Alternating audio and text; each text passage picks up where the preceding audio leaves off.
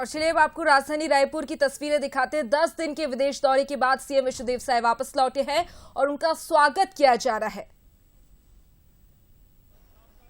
देखिए 10 दिन के जापान दौरे के बाद सीएम साय आज राजधानी रायपुर लौटे, जहां बड़ी संख्या में कार्यकर्ता भी मौजूद रहे और लोगों में खासा उत्साह भी देखने को मिल रहा है।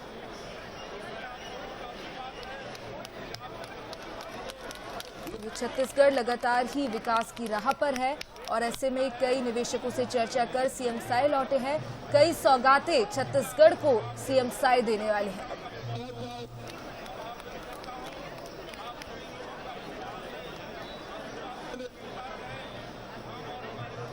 देखिए इस वक्त ये तस्वीरें आपको दिखा रहे हैं, सीएम साय संबोधित कर रहे हैं।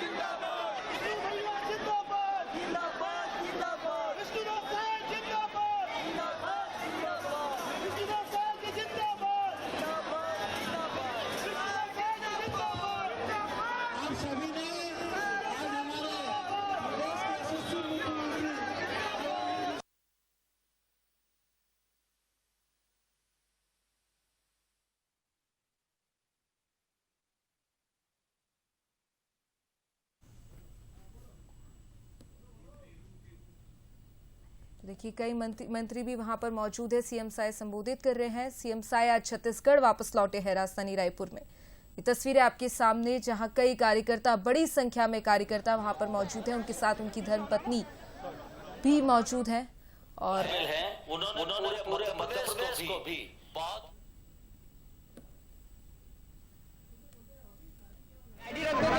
रायपुर सीएम विष्णुदेव साय वापस लौटे हैं। 10 दिन के विदेश दौरे पर सीएम साय थे।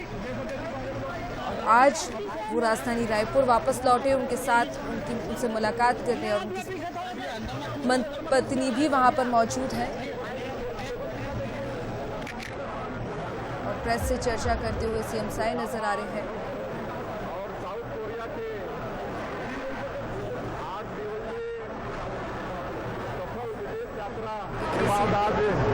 सीएम साय के साथ उनकी मंत्री लखनलाल सब भी वहां पर मौजूद हैं।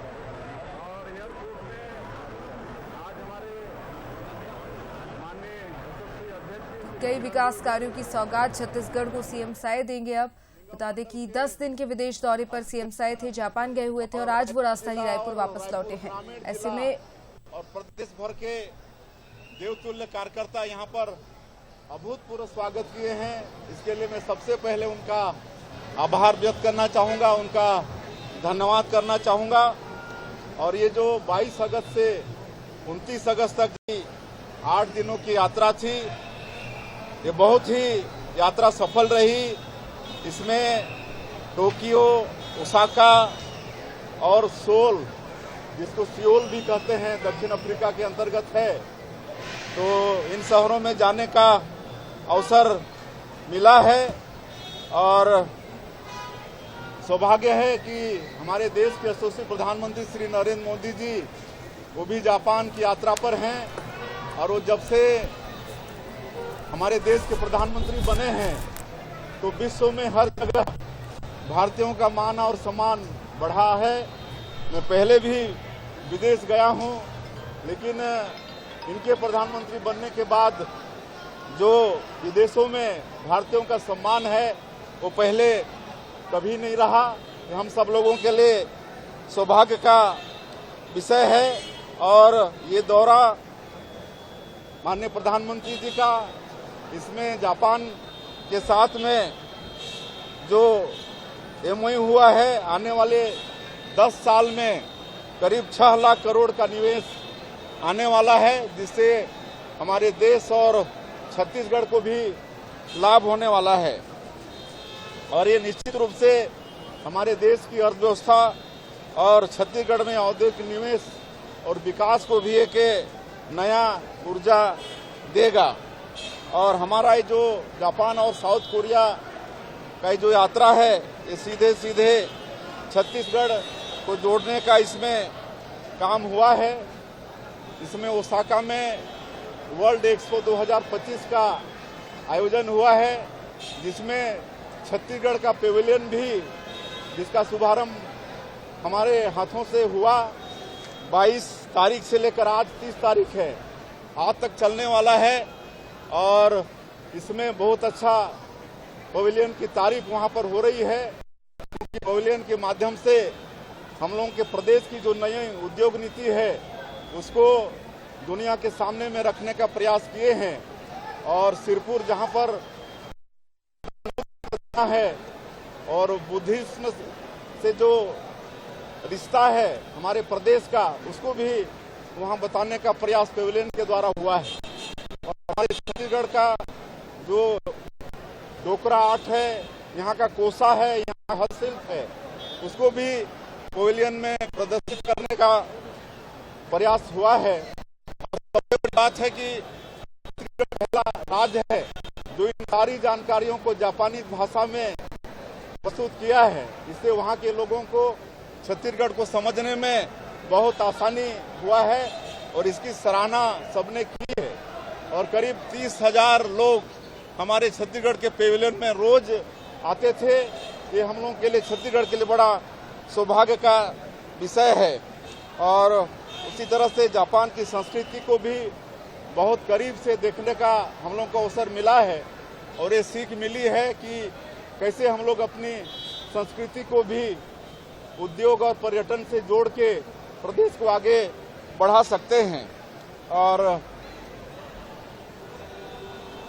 हम लोगों ने टोक्यो, ओसाका और सियोल, ये तीनों जगह इन्वेस्टर कनेक्ट का आयोजन हुआ था, जिसमें एशिया महाद्वीप के बहुत से बड़े बड़े उद्योगपतियों से मुलाकात करने का अवसर मिला और उनको भी छत्तीसगढ़ को जानने का अवसर मिला है।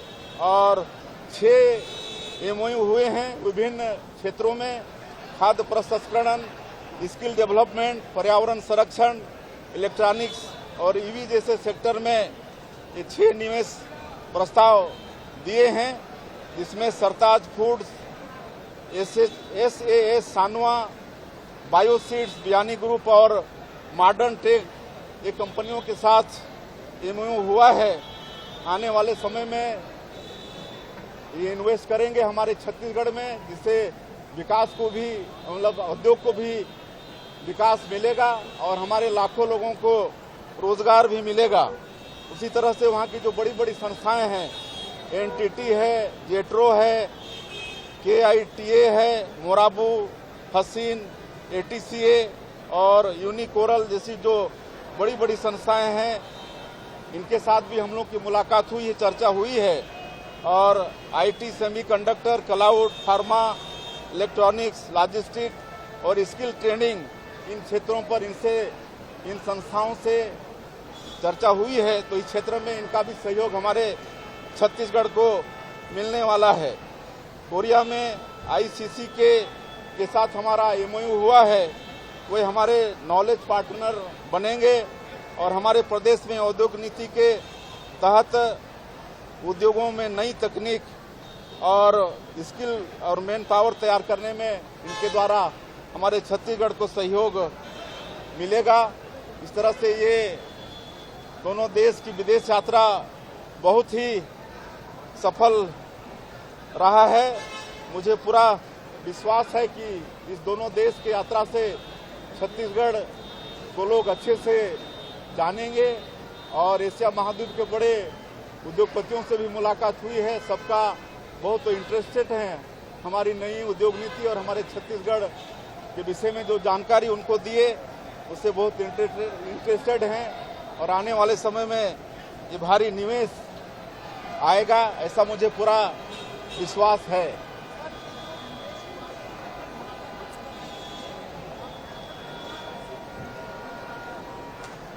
देखिए, थोड़ा वक्त तो लगेगा, लेकिन बहुत ही जल्दी ये लोग हमारे भारत और छत्तीसगढ़ की धरती में आने वाले हैं और हम लोगों को दिखेगा। सर, आपका ये दौरा, प्रधानमंत्री का दौरा जापान का 2047 लक्ष्य के लिए कितना फायदेमंद होने वाला है, कितना विकसित होगा? बहुत फायदेमंद होगा।